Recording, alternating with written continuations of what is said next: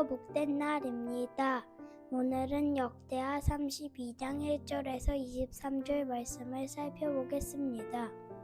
백성들은 하나님이 주신 은혜로 절망적인 상황에도 감사와 즐거움이 회복됐습니다. 그리고 그동안 어떤 왕도 끊지 못한 산당을 제거했습니다.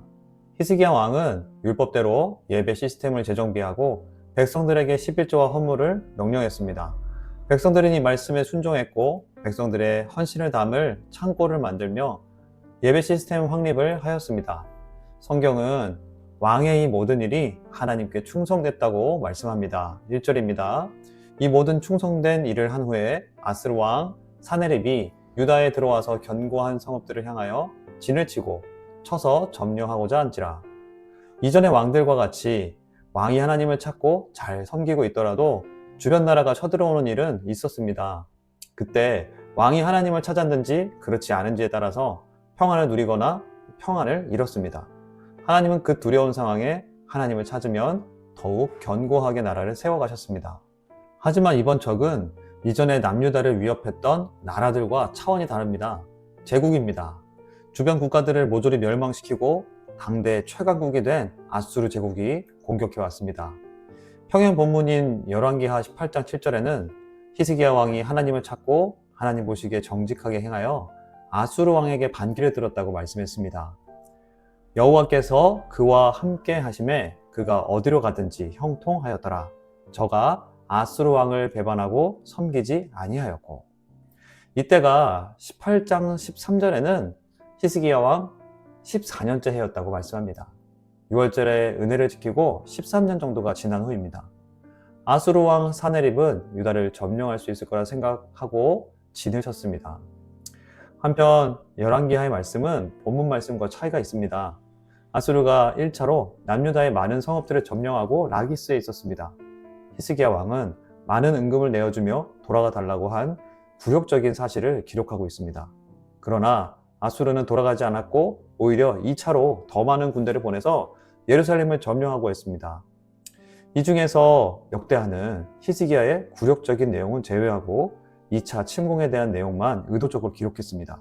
이유는 이전에 살펴본 것처럼 열왕기의 기록 목적이 포로로 끌려간 백성들에게 너희가 멸망한 이유는 왕들이 이런 잘못들을 해서 하나님의 징벌을 받아 멸망당했다는 것을 말씀한 거죠. 이에 반해 역대하는 포로에서 돌아온 백성들에게 주는 겁니다. 백성들의 신앙 회복을 위해 기록됐습니다. 그래서 왕들의 잘못들을 의도적으로 제외했죠. 하나님 앞에 잘한 모습을 중심으로 말씀하는 것입니다. 우리도 이 시간에 이 말씀을 대할 때 아수르의 1차 침공 때 비록 히스기야의 연약한 부분이 있었다. 그러나 2차 침공 때 어떻게 대처했는지를 살펴보며 은혜가 있기를 바랍니다. 2절과 3절입니다. 히스기야가 사네립이 예루살렘을 치러 온 것을 보고 그의 방백들과 용사들과 더불어 의논하고 성 밖의 모든 물 근원을 막고자 하며 그들이 돕더라. 히스기야와 지도자들은 유다 안에 들어온 아수르 군대를 어떻게 대응할지를 의논합니다. 고안해낸 방법이 바로 예루살렘 성 밖에 있던 주요 상수원인 기혼 샘물의 물 근원을 막아버리는 것이었습니다. 그래서 적군이 장기 주둔하지 못하도록 하는 전략인 것이죠. 그리고 그 물줄기를 지하로 돌려 성 안까지 끌어들였습니다. 역대하 32장 30절 말씀입니다. 이 히스기야가 또 기온의 윗 샘물을 막아 그 아래로부터 다윗성 서쪽으로 곧게 끌어들였으니 히스기야가 그의 모든 일에 형통하였더라. 이 수로는 오늘날 예루살렘의 히스기야 터널 또는 실로암 수로로 불리는 유적지로 보존되며 당시의 상황을 증명해 줍니다. 히스기야 왕과 지도자들은 국가의 존망에 걸린 중대한 공사를 진행하기 위해서 막대한 노동력과 기술이 필요한 이 대공사를 진행합니다. 하지만 백성들의 참여가 없이는 진행할 수가 없었죠. 이어지는 4절에서 6절입니다. 이에 백성이 많이 모여 모든 물 근원과 땅으로 흘러가는 시내를 막고 이르되 어찌 아수르 왕들이 와서 많은 물을 얻게 하리요 하고 히스기야가 힘을 내어 무너진 모든 성벽을 보수하되 망대까지 높이 쌓고 또 외성을 쌓고 다윗성의 밀로를 견고하게 하고 무기와 방패를 많이 만들고 군대 지휘관들을 세워 백성을 거느리게 하고 성문 광장에서 자기 앞에 무리를 모으고 말로 위로하여 이르되. 백성들은 이 공사에 전심으로 참여했습니다. 그리고 히스기야 왕은 아마도 아하스 왕 때 무너진 성벽을 보수했습니다. 그리고 성을 방어하고 공격할 준비를 했습니다. 히스기야는 이 일들을 힘을 내어 감당했습니다. 힘을 내다의 이 원어가 하자크, 용기를 냈다는 것입니다. 이 말씀은 열왕기하 19장을 보면 이해가 됩니다. 히스기야가 용기를 냈다는 것이 무슨 뜻일까? 히스기야 왕은 최강대국 아수르 제국이 두려워서 무엇으로 해결했습니까? 은금으로 해결해 보려고 했습니다. 그러나 오히려 더 공격해오는 아수르 군대를 보고 하나님을 찾지 않은 자신의 잘못을 뉘우쳤죠. 히스기야는 하나님의 전으로 나아가며 이사야 선지자를 찾았습니다.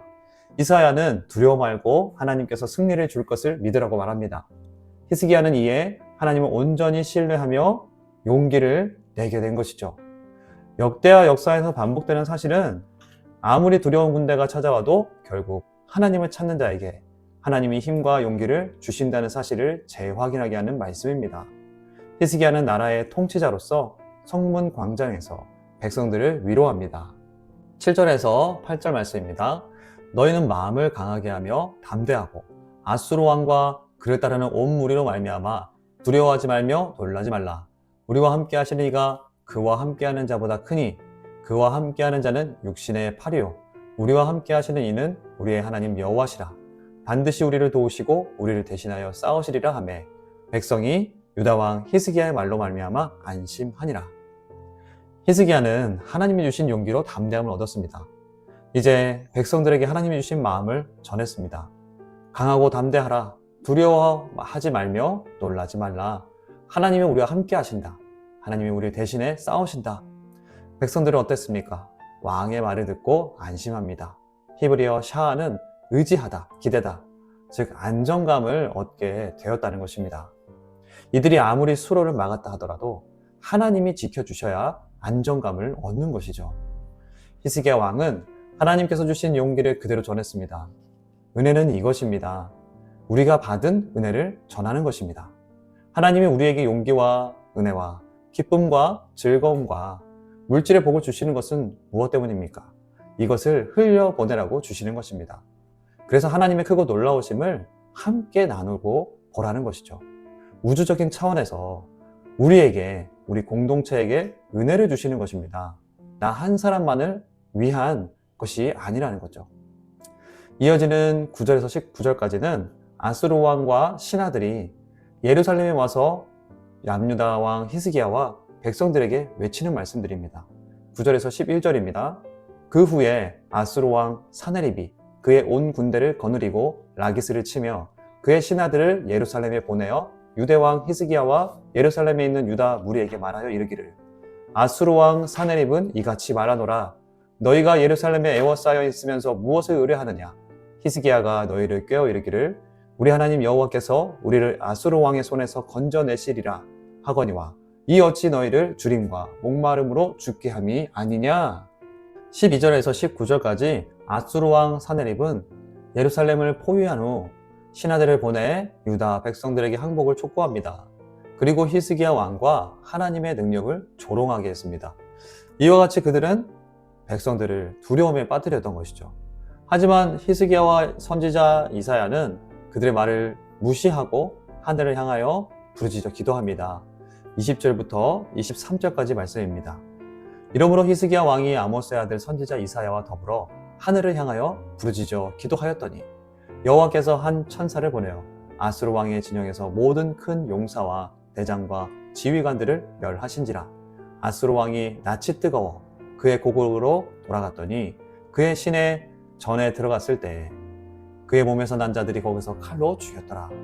이와 같이 여호와께서 히스기야와 예루살렘 주민을 아수르 왕 사네립의 손과 모든 적국의 손에서 구원하여 내사 사면으로 보호하시매 여러 사람이 예물을 가지고 예루살렘에 와서 여호와께 드리고 또 본물을 유다 왕 히스기야에게 드린지라. 이후부터 히스기야가 모든 나라의 눈에 존귀하게 되었더라. 열왕기하 19장에 이사야 선지자에게 말씀하신 대로 하나님께서 아수르를 치시고 사네립 왕을 치셨습니다. 하나님을 찾는 자에게 무엇을 주십니까? 하나님이 평안을 주셨습니다. 이 모든 일에 감사하여 백성들은 하나님께 예물을 드리고 히스기야 왕에게도 선물을 가져왔습니다. 하나님께서 다른 것까지 다 채워주시는 거죠.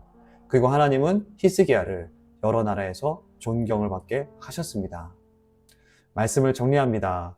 히스기야는 아수르에게 은금을 모두 내어주는 굴욕적인 실수를 했습니다.